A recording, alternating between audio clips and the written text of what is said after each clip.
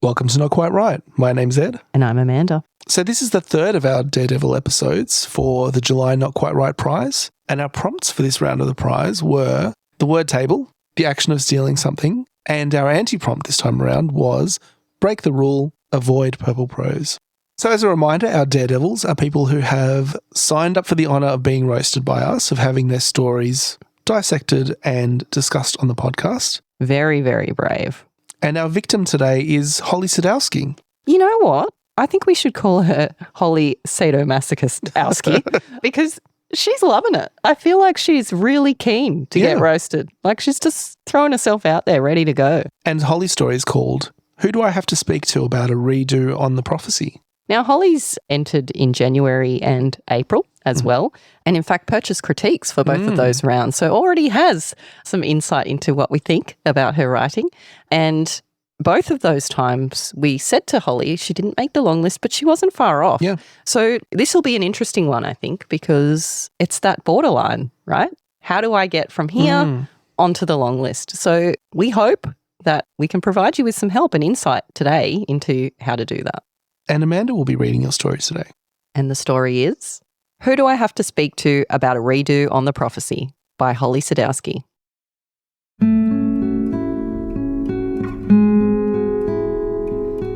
Daphne flits amongst the moon-soaked blooms as gracefully as can be expected for a nymph in her delicate condition. The gentle light dances across the violets and periwinkles, the scent of lavender heavy in the warm summer air.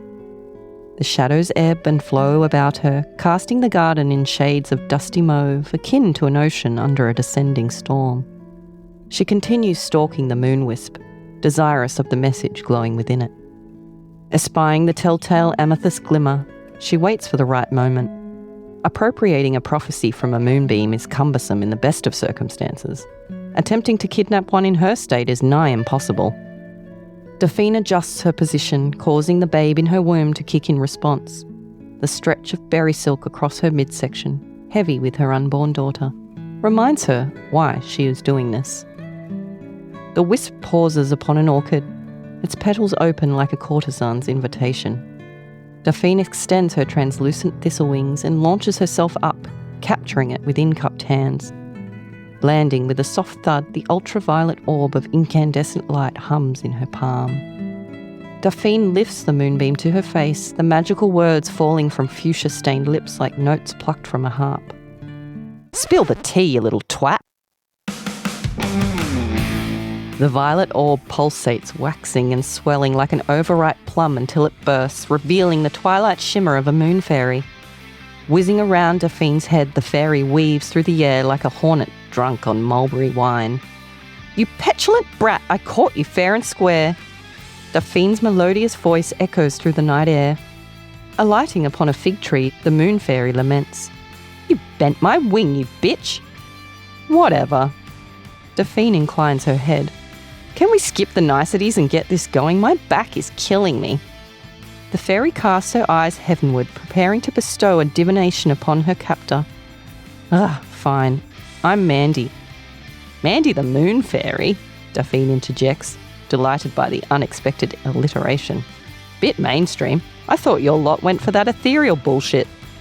A becoming shade of hibiscus creeps up Mandy's neck. Did you want to hear the message or not? Sure, go on. Mandy levels a look at Daphne before continuing. Your true love, soulmate, whatever you want to call it, will arrive before the next moon. Daphne flaps her wings with glee. I knew the king would return to me. Ha, you wish, Mandy intones. Then who is it? Daphne asks, her dainty brow furrowed. Mandy's indigo eyes roll back as she enters a trance. His name is Harold, and he's a bridge troll. Daphne grows irritable, her mood darkening like a moonless night. A bridge troll? She feels the baby give an excited little kick, as though in alliance with this wretched fairy. Who do I have to speak to about a redo on the prophecy? Mandy's voice tinkles with laughter before she vanishes in a puff of purple mist, leaving Daphne behind with her babe at the dawn of their destiny.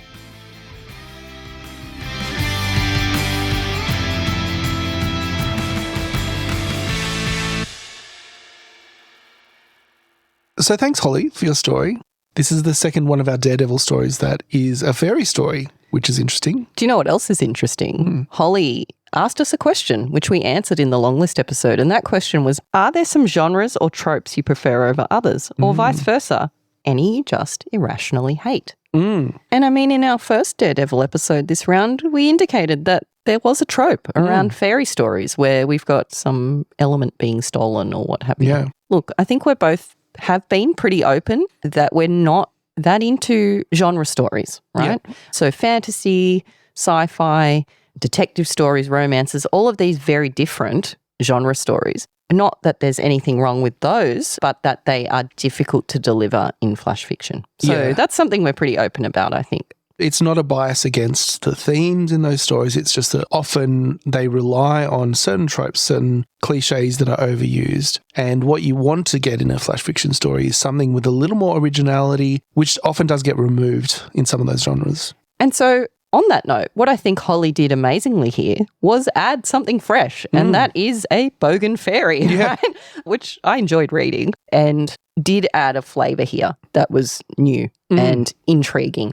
And I think the story was very grounded in a character, the character of Daphne, who is a pregnant fairy, and she has a motivation. She has a desire and a motivation, and that drives the story forward. So let's go through the story and see what we have to say.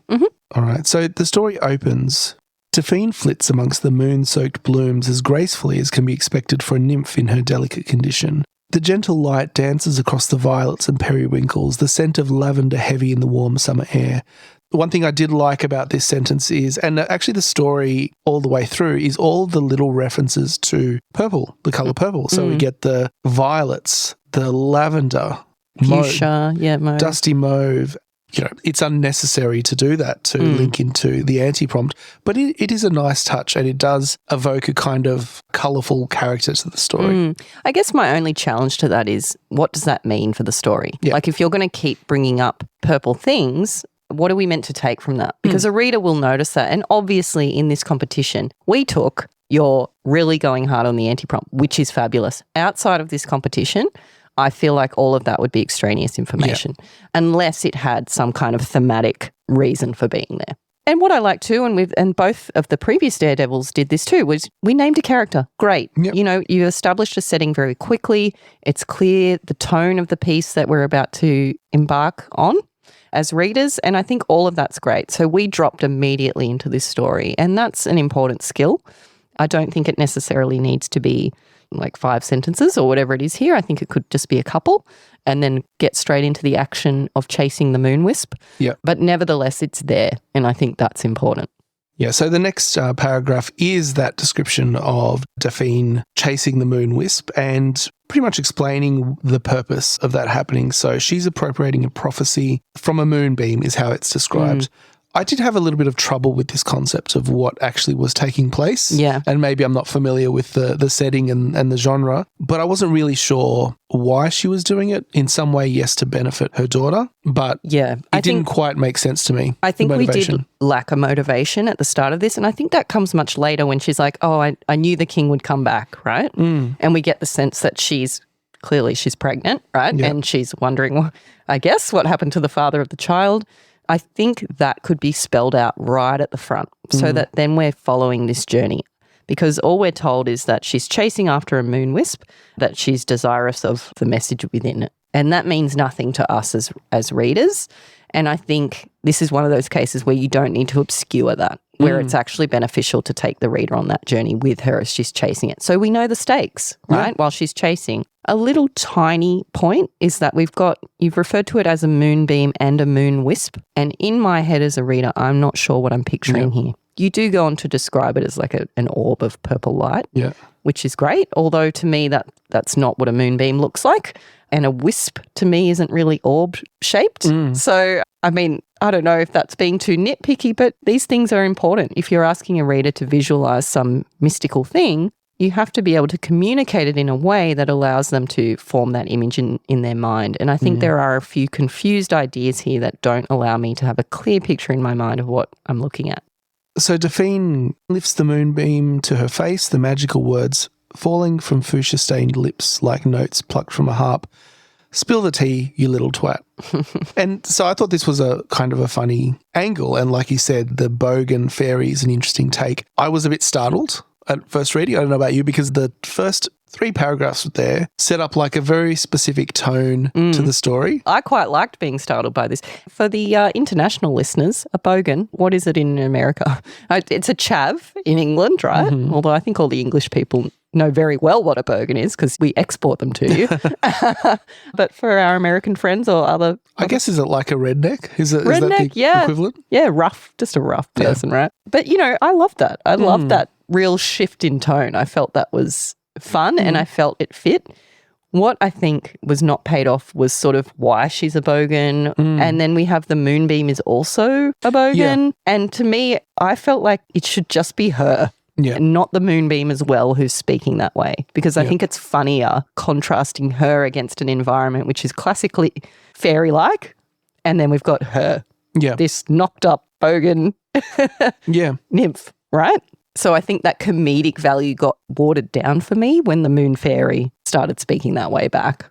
Yeah, I think I'd agree, because there are those 2 conflicting tones in there as well, in the description of everything being so flowery and the behaviour. And if just Daphne is in violation of that, it makes sense. But if everything is in violation of the tone, it's a bit of a conflict. And I think too, on top of that, then, when she's the only bogan fairy in the village, what does that mean for her personal journey and her prophecy?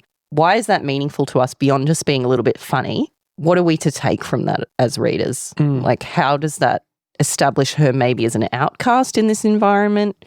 How does that maybe impact on the prophecy she's about to hear? Like, am I overthinking it? I don't know. I do think we need some sort of payoff as to why she's bogan fairy in this environment. Otherwise, it just sort of feels like a hanging thread that's not really tied up. Yeah. So... the violet orb pulsates, waxing and swelling like an overripe plum until it bursts, revealing the twilight shimmer of a moon fairy whizzing around Daphne's head.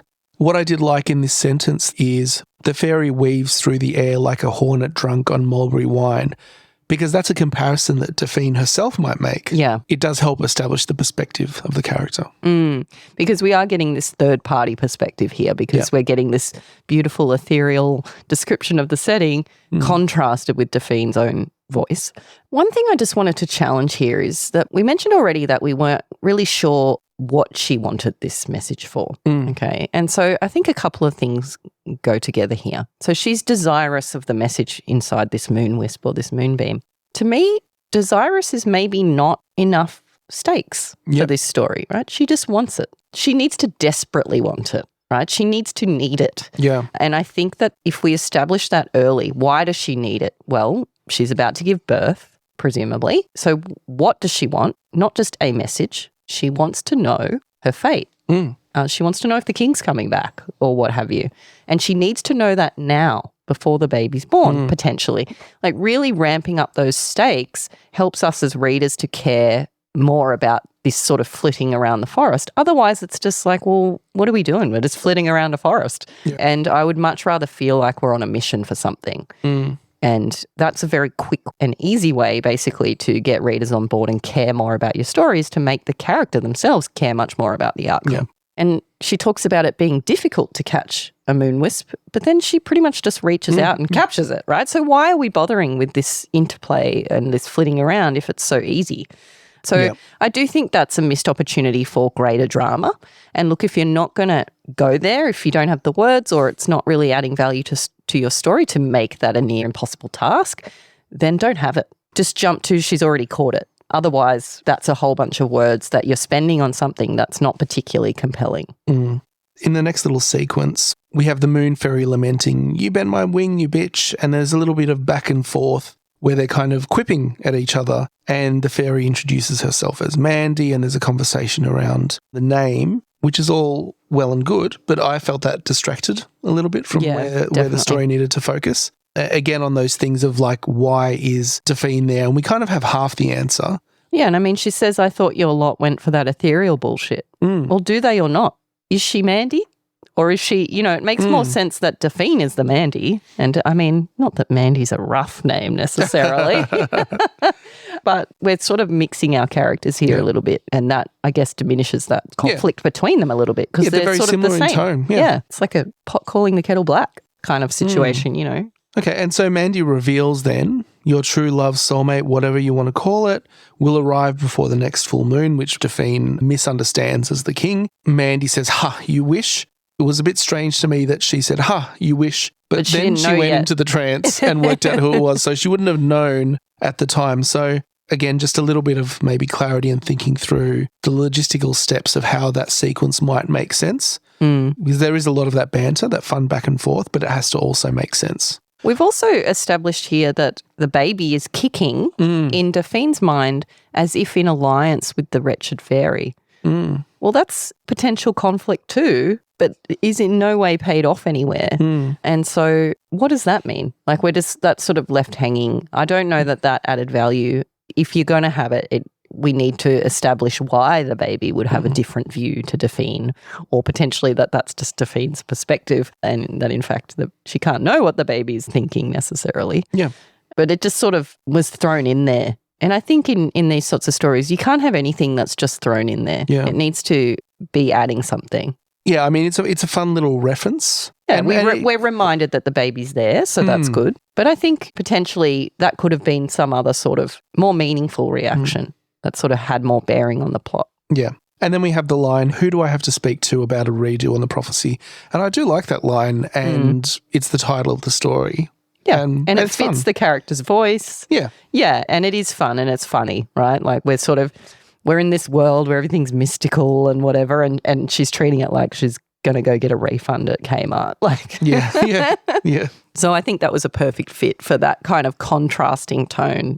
And then we're left with the final sentence. Mandy's voice tinkles with laughter before she vanishes in a puff of purple mist, leaving Delphine behind with her babe at the dawn of their destiny. And this goes back to, I think, something that you've said in the past, which is consider ending your story a little bit sooner. So who do I have to speak to about a redo on the prophecy is an interesting place to end it. The adding of that additional line doesn't really add too much to the story. And I think that's probably, for me, one of the areas that it could really be improved is having a conclusion that drives home something, some sort of resolution or some moment that has significance. For me, that last sentence is a bit of an anticlimax. Delphine got her prophecy and it wasn't what she expected, and then the story ends. So that line could have been a place to end it, or there could have been something a little bit more substantial there to really close it out. I mean, potentially that's an interaction with the baby, right? We start off with her as pregnant. If we got a better understanding right from the get-go of why she needed to know this information, I think that's the issue, right? She doesn't actually need to know. It doesn't have a strong bearing on her at the beginning of the story. So it makes sense then that the end of the story is a bit anticlimactic because there was no build-up. It's just an event that happened. I mean, these are just structural things that I don't think necessarily even require much work to change, right?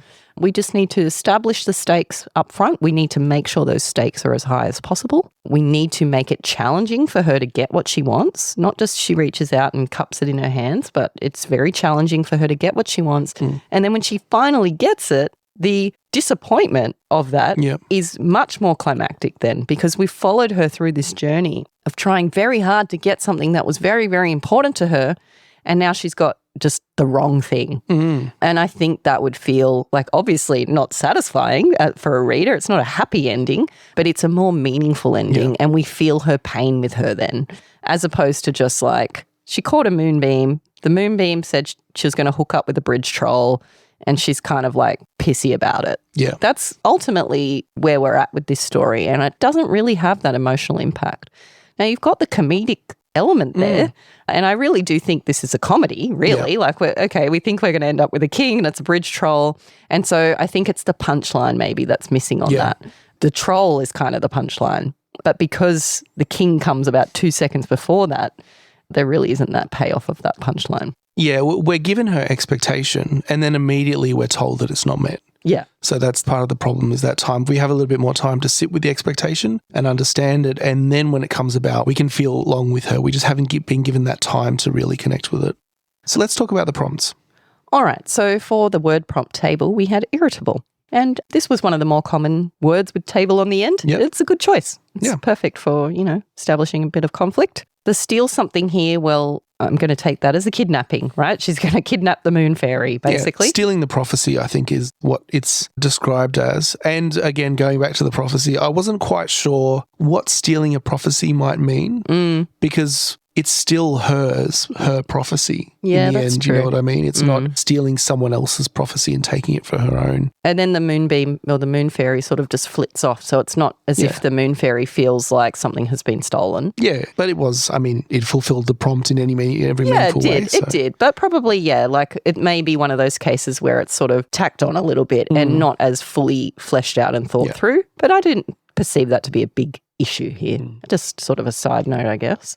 And then finally, we've mentioned already, but from a purple prose perspective, we had a lot of purple objects. So throughout the whole story, and in fact, the moonbeam, the moon wisp itself was purple, and a lot of different purple references. And as I mentioned earlier, I think that does work for the comp, but I would have liked to have maybe seen those purple things have a reason for being purple. Like, why are we drawing our attention to that purpleness? What does that mean? Yeah. Because although it fulfills the criteria, it doesn't sort of do so in a satisfying way. Yeah, and I would say as a general rule, and we have said this before, that the story comes first. So if you're reading the prompts and thinking, this inspires me, then that's great. If you're wanting to lean heavily into the prompt, then make sure you're putting the story first. And I think as a good rule of thumb, think if I'm submitting this story, not to this competition, but to another competition, is it going to make sense? Or are they going to say, what is going on with all of the references to purple? So outside of the comp, if someone was reading your story, it would be internally consistent. You don't need that reference of the comp to understand why things are the way they are. So a couple of suggestions then, right, of how can we make these purple things make sense? Well, just coming off the top of my head, what if it's kind of like a bowerbird situation? So for those who aren't familiar with bowerbirds, they collect blue objects famously as a way of luring their mate. So what if she was collecting purple objects to try and impress this king? Perhaps he's the king of some purple thing. Yeah. He's the lavender king or whatever it might be. And so she's collecting purple things to try and impress him. Then that makes sense within the story. Of course, you would need to pay that off somehow. You would need to explain that. But nevertheless, that would at least be one way of making it make sense. Another would be that, again, he's the purple king. She's only noticing purple things because that's all she can think about. Maybe she's thinking of her child. Maybe she's a red creature and he's a blue creature and she's imagining a purple baby. Like there's a few different ways of making this make sense. And I think we did need something. And there are countless other ways, no doubt, as well. And I'm sure you can probably come up with some if you just take that minute to think about it. Yeah, so thanks again, Holly. Hopefully that's been an informative experience and not a painful one for you. Oh, she loves the pain. Are you kidding? So Holly's got another Daredevil coming in October. So she signed up again. And we really look forward to reading your next story and seeing how you've managed to incorporate some of our advice into your writing. I feel like Holly might be wondering right now who she can speak to about a redo on the Daredevil. No, but thank you so much, Holly. It was good fun to read. I love our Bogan Fairy and it did give me a laugh. So congratulations. And we'll be back very soon with another Daredevil. And until then, ride on. Right on. We hope you enjoyed this special Daredevil episode of Not Quite Right. If you have thoughts on this story, follow us on social media and join the conversation. And if you'd like to participate in the next round of the competition, head over to our website at notquiteright.com. That's WRITE. Something doesn't seem quite right.